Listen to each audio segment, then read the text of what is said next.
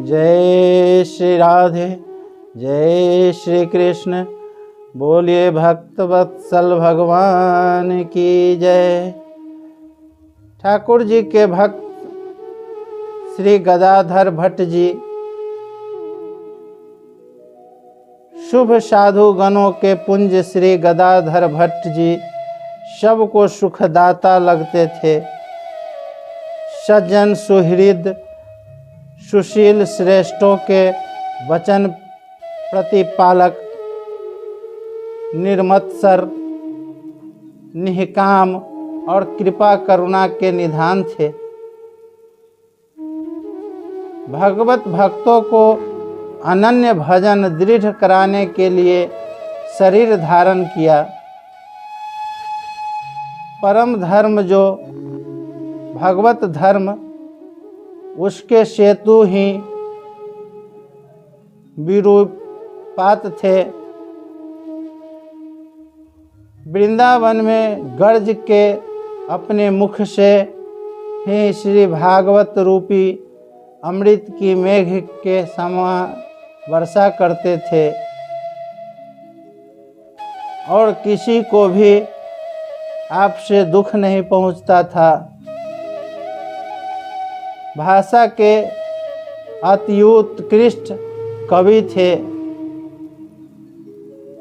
उनके विरक्तता की अनेक प्रसिद्धि कथाएं हैं।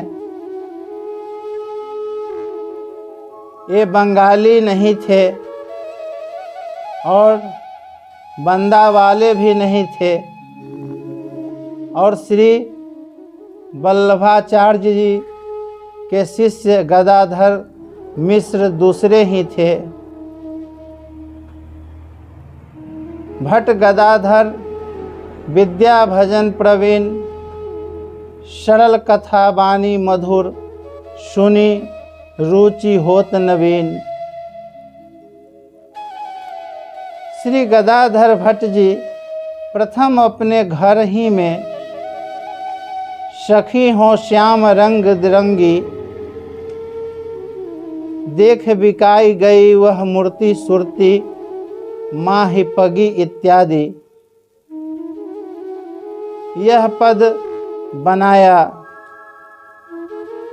वृंदावन में उसी को श्री जीव गोसाई जी सुन के ऐसे मोहित हुए कि एक पत्र लिखा कि रैनी रंगने वाले के स्थान बिना ही आपको श्याम रंग कैसे चढ़ गया।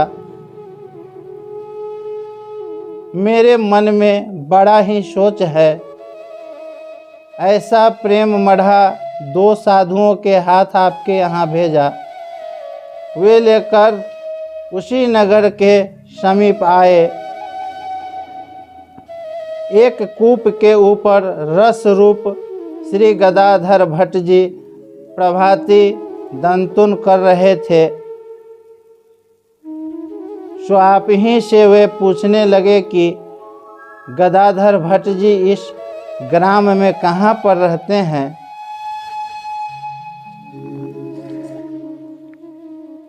आपने पूछा कि आप कहाँ रहते हैं। संतों ने उत्तर दिया कि सिर मोड़ वृंदावन धाम में।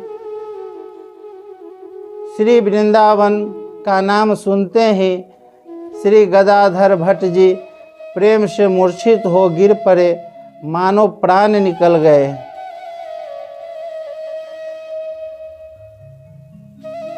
आपकी दशा देख उन संतों से किसी ने कहा कि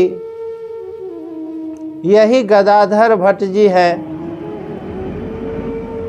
तब उन संतों ने आपसे कहा कि हम आपके लिए पत्र लेकर आए हैं। सो सुनकर बैठे, मानो उस पत्र की चाह ही न आपको फिर के जिला दिया। पत्र दिया, आप हाथ में ले शीश और नेत्रों में लगाकर प्रेमानंद से पढ़ और वैष्णवों को सत्कार कर सीधे श्री वृंदावन को चल ही दिए। श्री वृंदावन में आकर श्री जीव गोसाई जी से मिले। नेत्रों में प्रेमांसु का प्रवाह चलने लगा। देह की दशा भूल गई।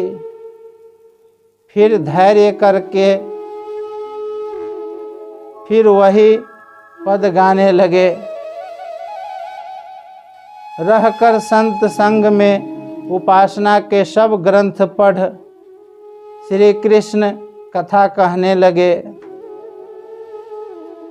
आपके अंग अंग में भाव रस रंग की उमंग छा गई। फिर आजन्म पर्यंत धाम ही में रहे। इनकी कथा सुनकर कितने ही पर्यंत लोग विरक्त हो गए।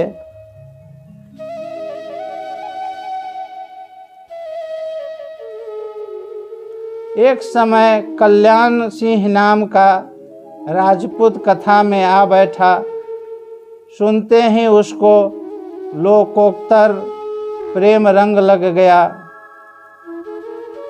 बहुत समीप ही धौड़हरा ग्राम में रहता था। नित्य कथा सुनने से विषय विरक्त हो उनने नारी से हास विलास तज दिया। स्त्री दुखित हुई और जान गई कि इस भट्ट जी की कथा सुनने से इनकी काम वासना छूट गई है। स्त्री ने कामवश हो विचार किया कि मैं भट्ट की नई निंदा कराऊं। एक युवा स्त्री गर्भवती भीख मांगती फिरती थी। उसी से कहा कि मुझसे 20 रुपये ले लो, मैं कहूँ सो कर। उसने कहा बहुत अच्छा है। उसने कहा जा और गदाधर भट्ट जी की कथा में प्रकाश कर उन्हीं से अच्छे प्रकार कह कि मेरे ऊपर कृपा कर आपने गर्भवती किया, तो अब मेरी सुधि लीजिए।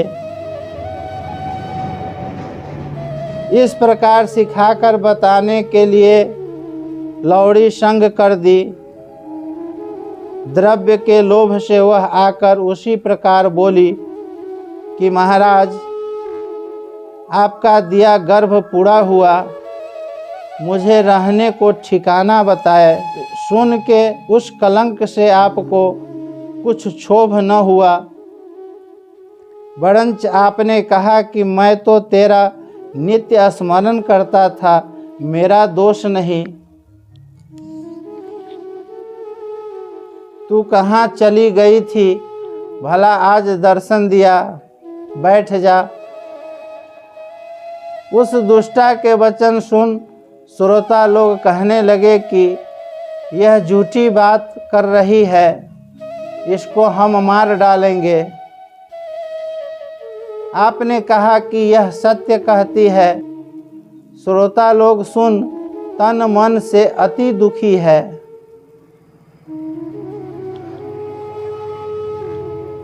श्रोता जन अति दुखी होकर आपस में कहने लगे कि जो भूमि फट जाती हम सब समा जाते तो भला था, इस दुष्ट के वचन न सुनते। सबको नेत्रों से जल बहने लगा। अधीरता से देह सुधि भूल गई। सब एक संत राधिका वल्लभ दास जी जो बड़े बुद्धिमान थे, वे उसको समीप में बुला के कहने लगे कि सच सच बता, तू क्यों ऐसे वचन बोलती है? झूठ कहेगी तो अभी तेरे प्राण ले लेंगे। तब डर के उसने यथार्थ सब बात कह दी। सच्ची बात खुल गई। सुन के सब श्रोताओं को सुख और संज्ञा शुद्धि हुई। कल्याण सिंह जी अपनी स्त्री की दुष्टता सुनते ही खड्ग निकाल उनका माथा काटने को दौड़े। भट्ट जी ने बहुत प्रकार से प्रबोध कर निवारण किया और कहने लगे कि उसने मुझ पर नवीन दया की है।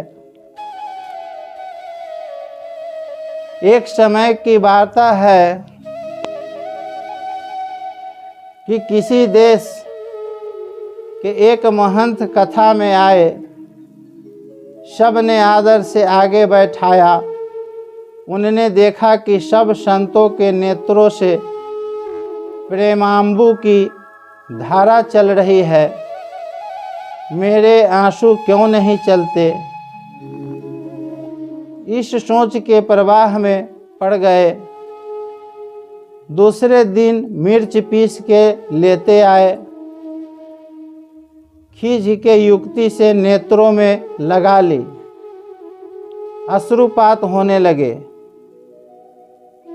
एक संत ने जान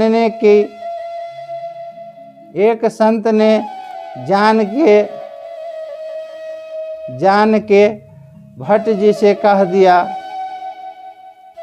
जब सब श्रोता उठ गए तब भट्ट जी अति प्रसन्न हो उनको छाती से लगा रोकर कहने लगे कि ऐसे रोने की मेरी भी चाह हो तो भली है। आपके नेत्रों से जल की धारा चलने लगी। महंत के कृत्रिम प्रेम पर अति प्रसन्न हुए। आपके हृदय में लगाने से महंत के नित्य स्वतः अश्रुपात होने लगे। किसी रात को एक चोर आकर घर की सब संपत्ति लेकर उसने गठरी बांध, परंतु गठरी भारी हो गई, किसी प्रकार उठती न थी। भट्ट जी ने आकर चुपचाप उठा दी। चोर ने आपकी नवीन रीति देख पूछा कि आपका नाम क्या है। आपने नाम बताया। सुनते ही चोर के हृदय में प्रीति प्रकट हुई और विचार करने लगा कि ऐसे महात्मा के यहाँ चोरी करना मेरी बड़ी भूल है। आपने कहा, लेकर पधारो, तुम्हारी तो यही जीविका है और मुझे तो प्रभात होते ही इससे दुगुनी लोग दे जाएंगे। चोर चरणों में पकड़कर विनय करने लगा कि मैं अब धन कैसे ले जाऊं। मेरी इच्छा होती है कि आपके ऊपर अपना प्राण न्यौछावर कर दूं। आप समझाने लगे कि तुमने प्राणों का भय छोड़ उपाय और परिश्रम किया है, ले जाओ। निदान चोर चोरी छोड़ आपका शिष्य हो गया, भक्ति में तत्पर हो संसार से मुक्त हुआ। प्रभु की परिचर्या टहल नित्य आप अपने ही हाथों से किया करते थे, क्योंकि भक्ति की रीति और प्रताप जिस प्रकार भागवत आदि ग्रंथों में कहा गया है सो आप भले प्रकार जानते थे। एक दिन आप पूजा के लिए चौका लगा रहे थे। उसी समय एक शिष्य बहुत सा धन भेंट लिए आया। आपका दास उसको देख आकर कहने लगा कि अमुक सेवक चला आता है, आप हाथ धोकर बैठ जाए, चौका मैं लगा दूंगा। आपने सुनकर खींचकर उस सेवक को शिक्षा दी कि मैं अपना भजन कैकर्य छोड़ किस लिए बैठ जाऊं? ऐसा कौन सा बड़ा कार्य है? सेवक आता है तो मेरी टहल देख और भी प्रभु की सेवा में तत्पर होगा। इत्यादि श्री गदाधर भट्ट जी के अलौकिक चरित्र हैं। आपके हृदय में सबका हित ही बसता था।